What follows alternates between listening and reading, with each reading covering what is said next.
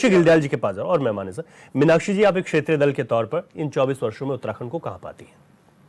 देखिए, आज जो विषय है वाकई में ये विषय झकझोरने वाला है, क्योंकि 24 वर्ष जो हैं वो कम नहीं होते हैं। किसी भी क्षेत्र के विकास की अगर हम बात करें, वहाँ के लोगों के विकास की बात करें, तो 24 वर्ष बहुत बड़ा समय होता है। लेकिन आज जो स्थिति है, आप यकीन नहीं करेंगे कि जो भी आंदोलनकारी थे उन लोगों से अगर आप बात करेंगे तो उनकी आंखों से आंसू निकल आते हैं आज उत्तराखंड की स्थिति देखकर। आप देखिए, सबसे पहले तो ये कारण मैं आपको कुछ गिनाना चाहूंगी जिन कारणों से ये राज्य बना था। सबसे पहले अगर आप देखेंगे तो 27% आरक्षण, ओबीसी आरक्षण जो उत्तराखंड के ऊपर थोपा जा रहा था, उसके विरोध में ये आंदोलन शुरू हुआ था। उसमें यह था कि नवयुवकों को ये लग रहा था कि अगर 27% ओबीसी आरक्षण यहाँ पे आ जाता है तो मैदानी क्षेत्र के जो लोग हैं वो हमारे सरकारी नौकरियों पे।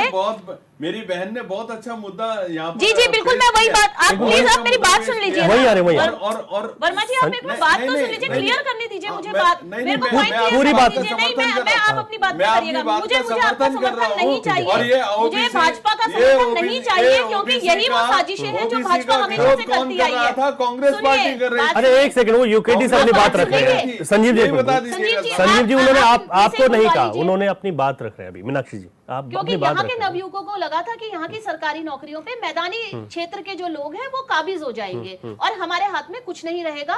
तो ये जो आंदोलन था, ये जो आरक्षण का आंदोलन था, ये राज्य, क्योंकि मुलायम सिंह ने उस तरह कुछ टिप्पणी कर दी थी जिस कारण से ये आंदोलित हुआ और यहाँ का जो युवा था वो ये एक अलग राज्य की मांग पे जाके अटका था। लेकिन आज आप स्थिति देखो, क्या आज हमारे क्षेत्र में, मैदानी क्षेत्र के लोग आके कब्जा नहीं कर रहे हैं? क्या हम, चाहे आप एम्स की भर्तियां देख लो, चाहे आप डाक विभाग की भर्तियां देख लो, चाहे आप भर्तियों में घोटाले देख लो, हर जगह पे घोटाले पे घोटाले। तो जिस अवधारणा से वो राज्य बना, आज आप देखिए कि उत्तराखंड के अंदर वही हो रहा है। आप देखेंगे कि जब उत्तर प्रदेश ने आबकारी नीति उत्तराखंड के ऊपर थोपने की कोशिश की थी अपनी, तो यहाँ की जो महिलाएं थी, क्योंकि वो पूरी अर्थव्यवस्था उनके हाथ में थी, पहाड़ों को संभालने की जिम्मेदारी उनके हाथ में थी, तो उसके बाद वो शराब, जो उनके पति शराब पीते थे, उससे वो शोषित थी। तो आप देखेंगे पूरा कुमाऊं मंडल इससे आंदोलित हुआ था, उस आबकारी नीति के विरोध में आंदोलित हुआ था। आप देखेंगे पहाड़ के अंदर बहुत से ऐसे शराब विरोधी आंदोलन महिलाओं ने किए थे, लेकिन आज 24 साल बाद स्थिति देखिए, आज घर घर में शराब पहुंची हुई है।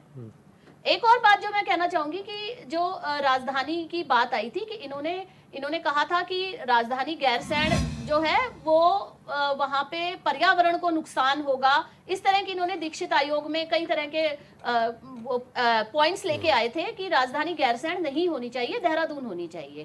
आज आप देखो क्या पर्यावरण को अब नुकसान नहीं हो रहा है? जिस तरह से पहाड़ के पहाड़ खोखले कर दिए हैं, क्या आज वो नुकसान नहीं हो रहा है? तो जो भी अवधारणा उत्तराखंड राज्य को लेके बनी थी, शिक्षा को लेके बनी थी कि वहां का व्यक्ति अच्छी शिक्षा वहीं पे प्राप्त करे, वहां पे जो मनी ऑर्डर व्यवस्था है वो खत्म हो, वहां के लोगों को वहीं पे रोजगार मिले। लेकिन आज 24 वर्षों बाद भी आप सोचिए कि हम लगातार इन्हीं चीजों पे चर्चा कर रहे हैं।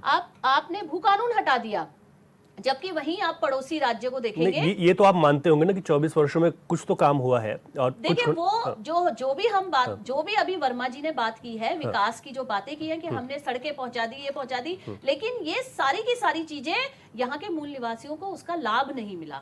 सबसे बड़ी बात, क्योंकि यहाँ पे जो राज्य बना था, यहाँ के मूल निवासियों के लिए बना था, उन मूल निवासियों को यहाँ का लाभ नहीं मिला।